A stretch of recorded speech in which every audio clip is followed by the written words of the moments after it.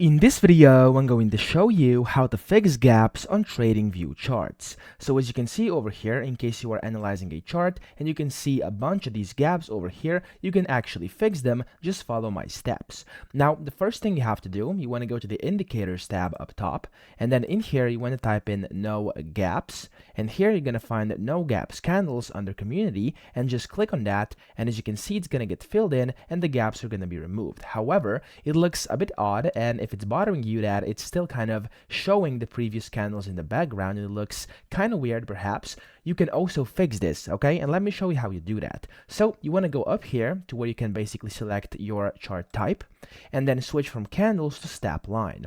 Now what you then want to do, once you have your step line over here, you want to right click on a chart, click on settings at the bottom, and in here under symbol, you're going to see the line, okay? Just click on the first color and drag the opacity to 0. Click on the second color, drag the opacity to 0 again, and then whenever you do that, press OK. And as you can see now, there's no line, nothing behind it. You can only see the no gap candles. So that's how you can do it. I hope this video helped you out. If it did, please subscribe to the channel and help me out as well.